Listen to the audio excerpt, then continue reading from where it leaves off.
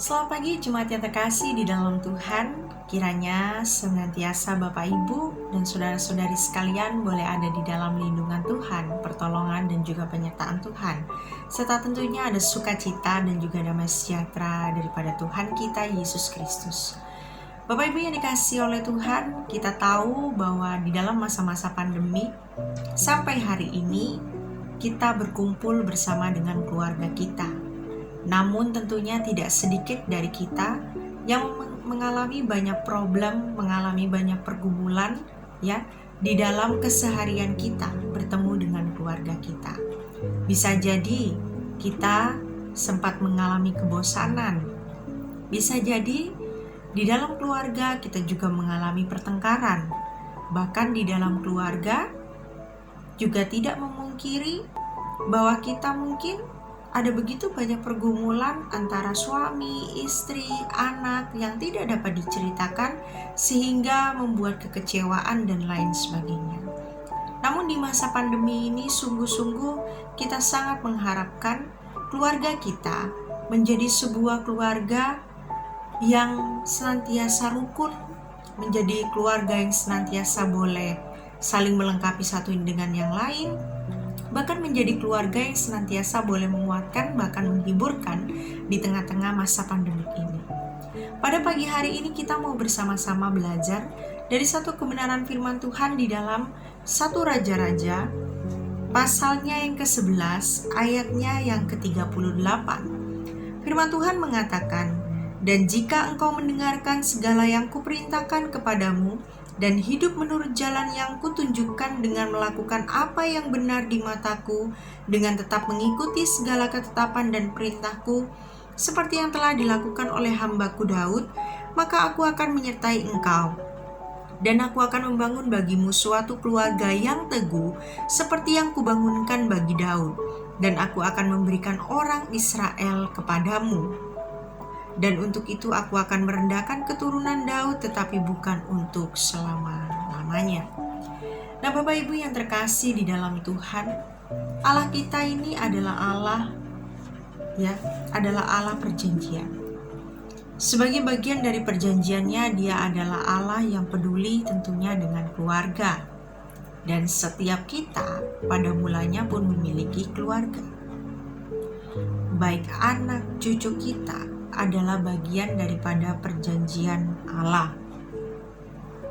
Bahkan Allah merancangkan setiap keluarga itu menjadi keluarga yang harmonis, menjadi keluarga yang teguh ya. Sehingga yang menjadi sebuah pertanyaan di dalam kehidupan kita bersama-sama, bagaimana di tengah-tengah masa pandemi sekalipun kita dapat memiliki keluarga yang teguh di dalam Tuhan. Ada begitu banyak persoalan, ada begitu banyak pergumulan, entah itu kekecewaan dan lain sebagainya timbul di dalam keluarga kita. Namun ketika masa pandemi pun melanda, firman Tuhan pun akan menolong kita. Bagaimana kita bisa memiliki keluarga yang teguh di dalam Tuhan. Hal yang pertama adalah kita harus menjadikan Tuhan ini sebagai prioritas di dalam keluarga kita. Tentunya Bapak Ibu sekalian, ketika Bapak Ibu memutuskan untuk memiliki keluarga atau menikah, kita diingatkan kembali ya tentang sebuah janji, tentang sebuah fondasi di dalam kehidupan pernikahan adalah Allah sebagai kepala rumah tangga. Oleh karena itu, kita kembali diingatkan di dalam keluarga, kita harus menjadikan Tuhan itu adalah prioritas yang utama. Namun seringkali kita menggantikan posisi Tuhan dengan begitu banyak hal di dalam kehidupan kita, sehingga kedudukan Tuhan atau tahta Tuhan di dalam keluarga kita menjadi tersingkirkan. Namun saat ini kita semua harus menurunkan tahta selain daripada Tuhan Allah kita, untuk menjadikannya posisi yang tertinggi di dalam keluarga kita. Lalu hal yang kedua adalah di dalam keluarga, di dalam masa-masa pandemi kita harus siap menjadi orang yang merendahkan hati ya dan juga diri. Mengapa? Kita harus siap untuk ditegur, kita harus siap juga untuk mengampuni. Bapak Ibu yang terkasih di dalam Tuhan, tidak mudah untuk menegur keluarga kita sendiri, bahkan tidak mudah untuk mengampuni keluarga kita yang bersalah kepada kita. Tetapi firman Tuhan mengajarkan kepada kita, ya, suami, istri, anak, ya, harus bersedia untuk ditegur ketika melakukan hal-hal yang tidak benar, melakukan hal-hal yang tidak beres di dalam membangun sebuah keluarga.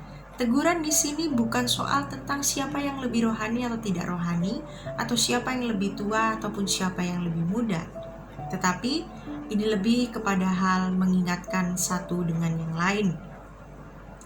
Dan juga di dalam menegur tentunya kita juga harus siap untuk dapat memberikan pengampunan kepada keluarga kita. Ya, tentunya hal ini tidak mudah. Namun firman Tuhan berkata di dalam Amsal 27 ayat yang kelima, Alkitab berkata lebih baik teguran yang nyata-nyata daripada kasih yang tersembunyi. Nah, Bapak Ibu dikasih oleh Tuhan, kita juga harus belajar untuk menerima anggota keluarga kita apa adanya. Karena karakter di dalam keluarga sangat berbeda. Baik suami, istri, anak-anak, kita punya hal yang berbeda di dalam kehidupan, sehingga kita harus belajar untuk dapat menerima dan saling menerima anggota keluarga kita. Bahkan yang terakhir, di dalam pergumulan, di dalam permasalahan, ya, di dalam konflik, marilah kita menyelesaikannya dengan kasih.